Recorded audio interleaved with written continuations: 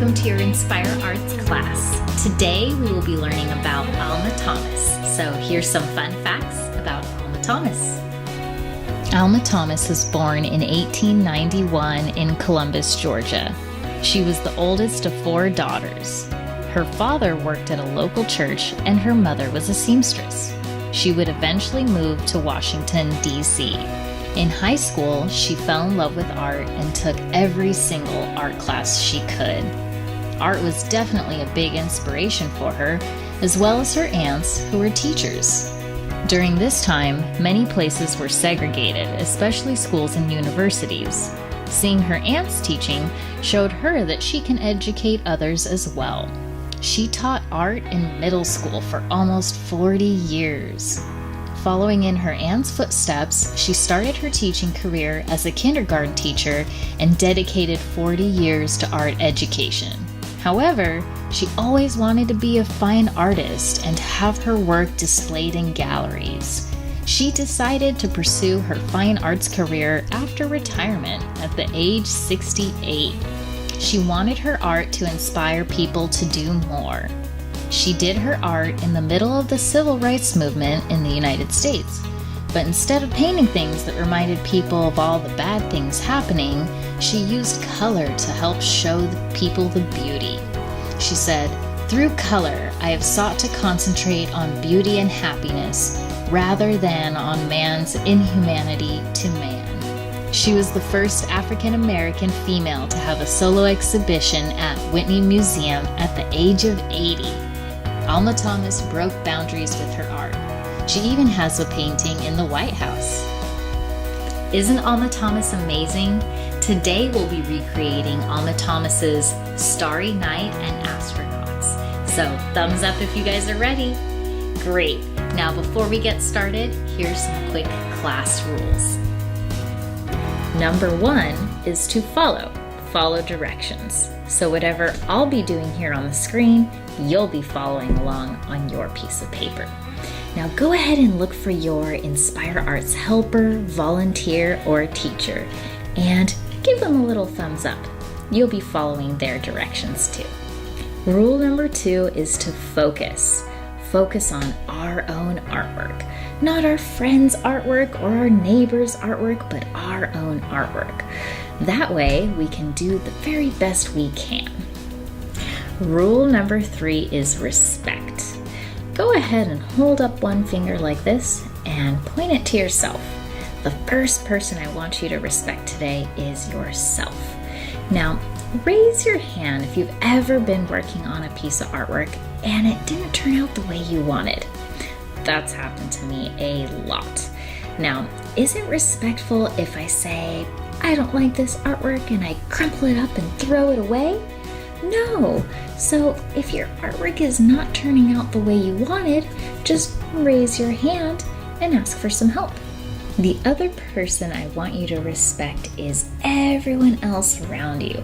So go ahead and do a thumbs up to everyone else around you, all the other artists in the room. The best way we can be respectful to all our other artists is to focus on our own artwork so that they can focus on theirs and to only say nice things. And our last rule is to have fun. So on the count of 3, we're going to say "have fun" together and clap 1, 2, 3 times after. Are you ready? 3. Have fun. All right, now thumbs up if you're ready to make some art. Remember, do not touch the supplies until you are instructed to do so. So first, for our supply check, I have a piece of newsprint covering my desk. I have a piece of paper. This is just standard cardstock paper. It's a little thicker than printer paper. You can also use construction paper. You could use printer paper. While we are going to be painting, you don't really need a thick watercolor paper or, acrylic paper. Just regular cardstock should be okay. So then I also have a paper towel with a flat paintbrush We do recommend using a flat paintbrush with this straight edge right here. However, if you only have round brushes that come to a little point, that will be okay. The flat brush could be a little smaller too, up to you. And I have my pencil, and then over here I have a paper plate with tempera paint. So there's white, black, blue, red, yellow, and I also already mixed an orange.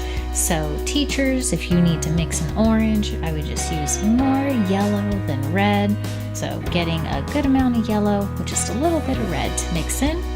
Mine has a little bit of white, but you don't need too much of that. So first thing, artists, I'm gonna ask that we all grab our pencil, and in this top right corner here, I'm gonna make sort of a trapezoid shape. So watching up here, I'm gonna do a top straight line, a diagonal in, straight, and straight down. Wonderful, artists. Put our pencils down. That's all the drawing we'll be doing today. Now, next is my paintbrush. So I'm gonna pick up my paintbrush, and I am holding it on this widest section right here. That's perfect for our hands. I'm not grabbing it on the metal. So we want to avoid that metal part and put our hand a little bit above that. And I'm going to dip one side into my yellow here.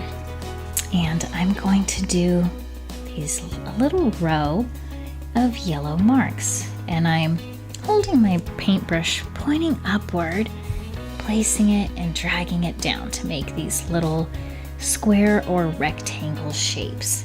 So just one row of yellow. And then when you're all done, you're gonna clean off your paintbrush. So I'm taking my brush and I'm just gonna wipe it on my paper towel as if I was painting on it. So I'm not going back and forth really hard. I am just doing little small brush strokes. And now it's pretty clean. There's not that much more wiping off. So I'm ready for the next color. So guess what's next? It is orange. I'm gonna take my flat brush and I'm dipping into that orange, and I'm gonna do the same thing. So just above that yellow, I'm gonna do some orange. And oh, my brush is letting me know that it's a little dry when you see those little scratchy marks. So I'm gonna get some more orange on my bristles and finish adding that row of orange. Great job, artists.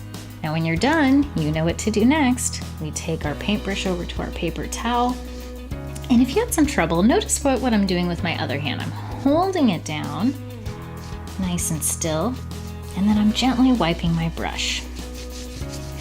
All right, now it doesn't look like any more orange is coming off, so I'm ready for red. I'm gonna take my brush, again, gently dipping it, not a scoop, just a dip.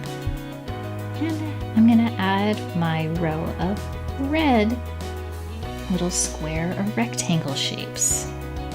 Great, this flat brush really does do a great job at capturing Alma Thomas's brush strokes in her painting. All right, now that I'm done, you know the drill. If this side should get filled up completely with paint, you can take your paper towel and move it or open it to another clean side so that you don't get some of that white paint on it. So now I'm gonna wipe off this red. Great. All right, now that we finished that beautiful little shape in the top right corner, we're next dipping in blue.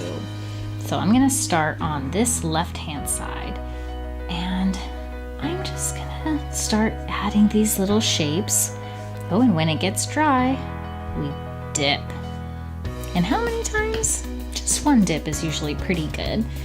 So I'm gonna keep going, and I'm kind of making like a row going down. And I'm gonna start to bring this row, ooh, and if you should get too much paint on your brush, you can wipe a little off back on your paper plate. I'm going to start bringing my row over to that that little area in the top right corner with the yellow, orange, and red. So I'm going to bring a couple rows over. And I'm going to go down a little bit more.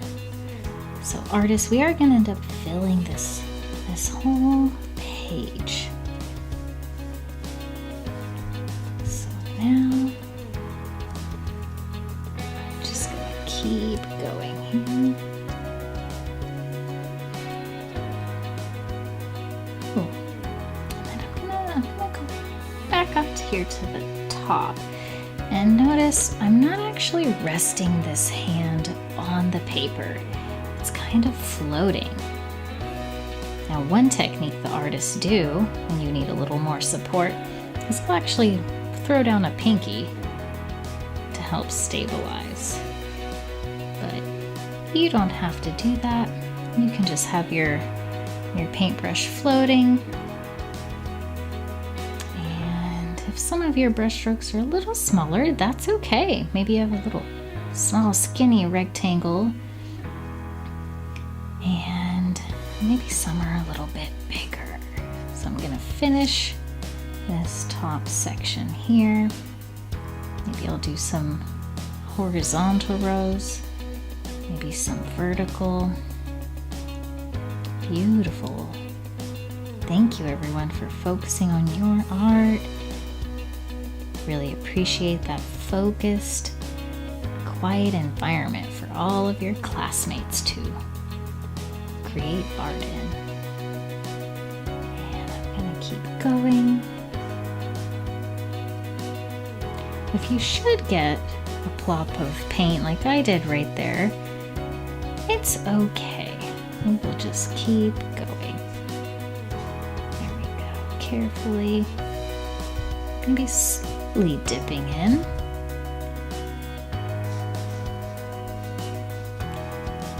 And now I'm just gonna fill this middle area. Maybe have some bigger brush strokes here. Wonderful job, everybody. Now, sometimes you might actually want to turn your paper. So I'm going to move my paper towel out of the way a little bit here. Maybe it's more comfortable for you to, and I'm going to actually use my free hand and hold this paper, use that hand to move it. Maybe it's more comfortable to turn your paper and pull your brush to the side more. You can even turn it completely horizontal and keep pulling your brush strokes to the right side or left, depending if you're left-handed. And almost done with our blue. Thank you everyone for focusing on your own artwork. Maybe a couple small pieces down here at the bottom. All right, and then we're in our last section here. Now I'm going to turn my paper vertically and keep going. Again, if yours overlap, that's okay. We're actually going to do some more overlapping with our next colors. It's okay to kind of skip around. Maybe I'll start at the top here. That way the wet paint stays away from my palm, which is resting on the table down here. And just a few more areas. Wonderful.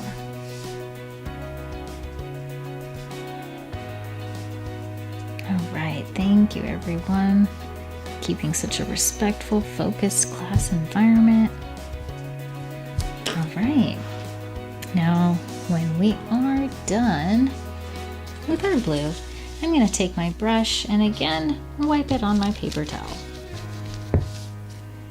All right, now the next thing I'm going to do is I'm actually going to grab black.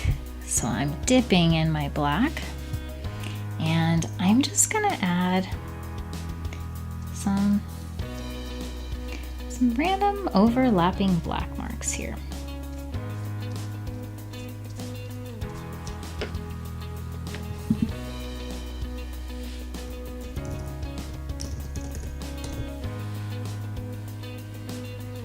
my brush is dry, I'm gonna dip in the black again, and I'm gonna make them kind of random. Maybe I'll have a little cluster of some right around here. Maybe I'll have them sprinkled around this area. Maybe this bottom will have a little bit more. And they can overlap. Ooh, I got some blue on my brush when I didn't mean to. So if that happens to you accidentally, just wipe your brush on your paper towel to get that excess or unneeded paint off your brush. And then continue dipping in your black. Maybe next I'll have a little more along this edge. So I do let my paint kind of go off the edge of the paper because I have this newsprint protecting my desk. Maybe a few more here at the bottom, cover up some of that white space that's still peeking through. We do want to leave some white space, but as you'll see, we'll keep adding some more. And little by little, there'll be less and less white space. Maybe I'll sprinkle some through that area. Dip one more time. Maybe I'll have a little collection up here hanging out together. Great job. And some of these little drier brush strokes. Oh, kind of interesting. All right. So next, let's see. Maybe I'll do just some more in here. I think I want some more overlapping. It's also making it look like it's darker. So this is Starry Night with the astronauts. So if it's nighttime, it should look a little bit dark. Maybe I'll add some more here. All right, and then again, I'm gonna take my brush and I'm gonna wipe it off when I think I'm about done. I might even move my paintbrush to up here by the top so it's away from my dirty paper towel. And next, now that my brush is mostly clean, I'm gonna dip in white. And this is where some unique things are gonna happen. So I'm just gonna start adding some more little marks overlapping. And you'll see I'm starting to get a gray. And maybe even some of the blue will mix in. And then I'm gonna overlap that even on top of my black that I just finished. I'm kind of placing them randomly, some here, some there. But I'm staying with that same mark. So I'm not moving my brush in circles. I am just adding little marks. This is called stippling, where you do little marks on your paper. Dipping in my white when it starts to disappear. And I'm just gonna have some fun with it. All right.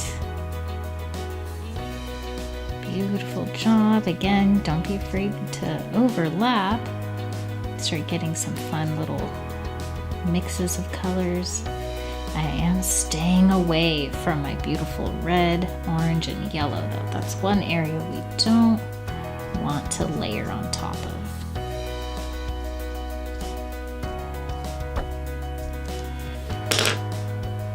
Okay, and then now that we've finished our beautiful piece, you can set your paintbrush down on your paper towel. You can give it one last cleaning, get some of that white paint off and make cleanup time a little bit easier when the brushes are being washed.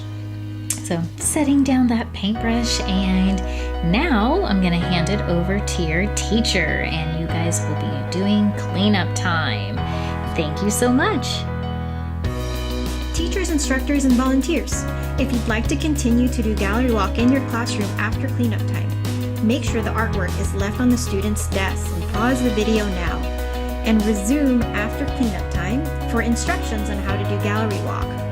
But if you'd like to end the Inspire Arts class now and skip gallery walk or do gallery walk at another time, You can stop the video now, and we wish you all a very inspiring day, and we're also very proud of you. Thanks again, till we see you next time. Here is my finished artwork of Alma Thomas's Starry Night and the Astronauts. I hope you guys had a wonderful time painting today. I know I had a great time too. Next is Mrs. Vicky with the rules for gallery walk. We're going to be dismissing you by the quietest and cleanest table or students. And what you guys are going to do, you guys are going to line up behind your Inspire Arts helper, instructor, or teacher quietly. And then once we get lined up, we are going to behave like we're in a gallery. So that means no talking in the gallery, no pushing, definitely no touching the artwork, right? We want to be respectful to the art. And we're gonna walk around nice and quietly. And then once we're done and we've seen all of the art, we're gonna go back quietly to our seats. And we are going to ask, what is one word that best describes all of the artwork that you see? And we're going to be able to share that with all of your friends. Make sure you give yourself a round of applause, a high five, and a pat on the back for a job well done. We are all so proud of you, and we wish you an inspiring day.